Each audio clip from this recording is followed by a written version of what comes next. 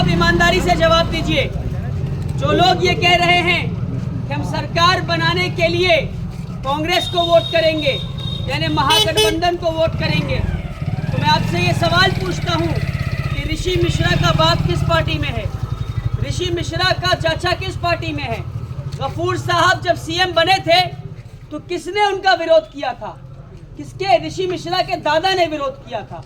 और आपसे एक सवाल पूछ के बस मैं निकल जाऊंगा यहाँ से। आप में से कौन यहाँ खड़ा ये गारंटी दे सकता है मुझे कि हाँ, मैं गारंटी देता हूँ कि ऋषि मिश्रा जीतने के बाद बीजेपी में नहीं जाएगा? कोई दे सकता है गारंटी?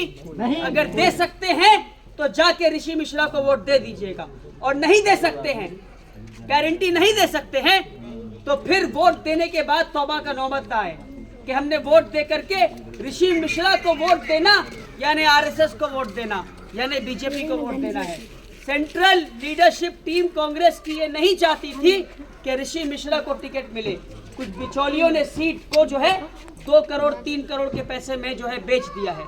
इसलिए मजबूरन इनकी मोहब्बत में, इनका एहसान है मुझ पर, इनकी दोस्ती का कर्ज चुकाने आया हूं मैं आज।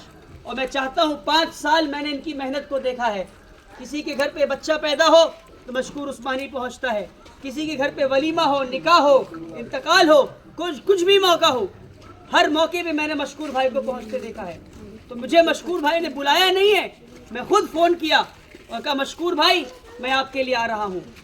आप 6 तारीख को जब वोट करेंगे तो याद रखिएगा कि आप किसके लिए वोट कर रहे हैं। ऐसा ना हो वोट करने के बाद पछतावे का मौका आ जाए और एक बार ऋषि मिश्रा आ गया और इस सीट पर ऋषि मिश्रा और वो आ गया तो अगले 50 साल तक बीजेपी को जाले से हटा नहीं पाएंगे आप।